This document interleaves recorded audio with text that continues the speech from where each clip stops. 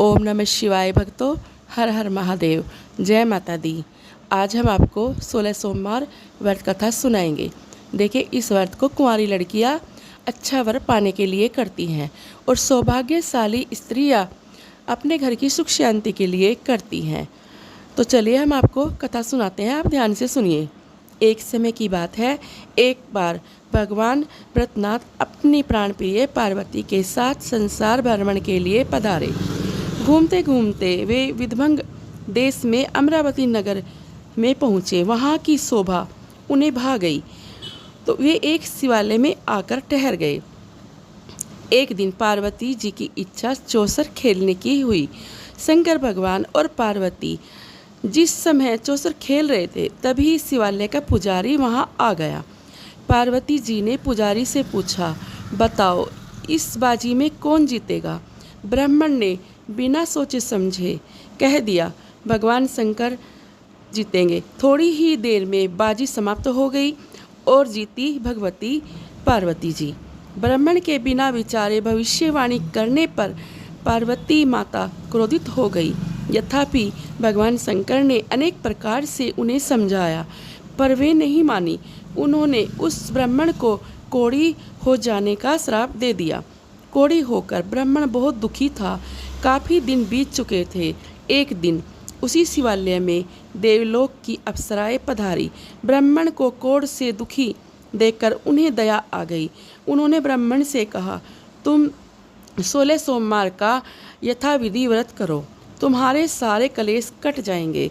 विधि यह है कि सोमवार के दिन स्नान करके शुद्ध मन से स्वच्छ कपड़े धारण करके रसोई के समय आधा सेर स्वच्छ और साफ गेहूं का आटा ले उसके 3 अंगा बनाओ। फिर घी, गुड़, दीप, नवेद, धूप बत्ती, बेलपत्र, जनेऊ का जोड़ा और चंदन, अक्षत्र और पुष्प आदि द्वारा प्रदोष काल में भगवान शंकर की पुण्य श्रद्धा से पूजा करके 3 अंगियाँ जो तुमने बनाई है उनमें से एक शंकर भगवान को जो है समर्पित करनी है और एक उपस्थित जनों में बांट देनी है। शेष स्वयं प्रसाद में ग्रहण करनी है। इसी प्रकार 16 सोमवार जब पूरे हो जाएंगे तो 17वें सोमवार को पाव सेर पवित्र आटे की बाटी बनाकर उसमें आवश्यकता अनुसार घी और गुड़ मिलाकर चूरमा बनाओ और उसी से भगवान शंकर का भोग लगाकर शेष भक्तजनों व कुटुंब कबीलों को बांट दो और थोड़ा सा अपने आप भी ले लो।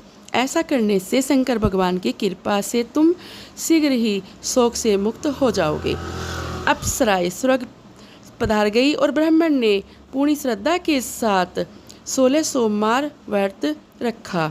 फलत अल्पकाल में ही वह रोग शोक से मुक्त होकर धन धान्य से संपन्न हो गया। कुछ दिनों बाद उसी शिवालय में शंकर भगवान और पार्वती जी पधारे। ब्राह्मण को रोग से मुक्त देखकर पार्वती जी को आश्चर्य हुआ। उन्हें जब यह पता चला कि 16 सोमवार के व्रत का चमत्कार इतना बड़ा है, तब उन्होंने भी अपने रूठे पुत्र कार्तिकेय को मनाने के लिए 16 सोमवार रखने का निश्चय किया।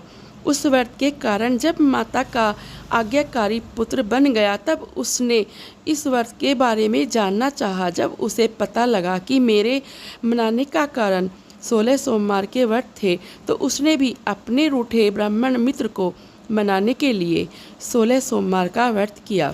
ब्राह्मण मित्र को जब पता लगा कि वह कार्तिकेय जी के अनुकूल 16 सोमवार के कारण ही हुआ है, तो उसने भी अपने विवाह के लिए 16 सोमवार का व्रत करने का निश्चय किया।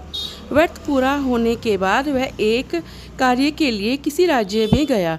उस राजा ने प्रतिज्ञा की थी कि मेरी सजी सवरी हथनी जिस युवक के गले में पुष्पों की माला डाल देगी, उसी के साथ मैं अपनी इकलौती राजकुमारी का विवाह करूंगा। ब्राह्मण भी स्वयंवर सभा में गया और हथनी ने उसी के गले में वरमाला डाल दी। तो राजा ने बड़ी धूमधाम से अपनी लड़की का विवाह राजकुमार के साथ कर दिया। राजकुमारी को विवाह के काफ़ी वर्ष बाद पता लगा कि 16 सोमवारों के व्रत के सुपरिणाम स्वरूप ब्राह्मण कुमार उसे पाने में सफल हुआ था। तो उसने भी सुपुत्र की लालसा में 16 सोमवारों का व्रत रखा। राजकुमारी के भी सौगुण संपन्न पुत्र ने जन्म लिया।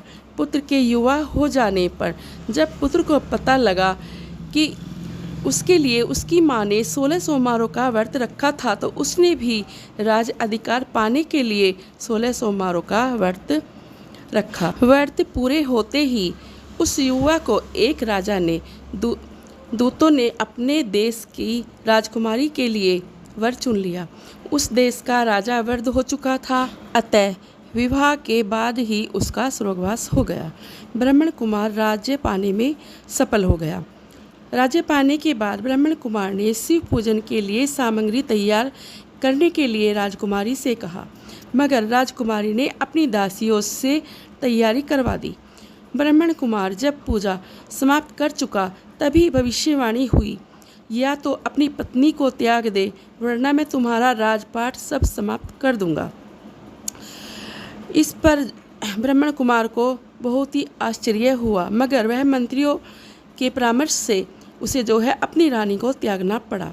भटकती हुई रानी दूसरे नगर में पहुंची। उसके वस्त्र फट चुके थे।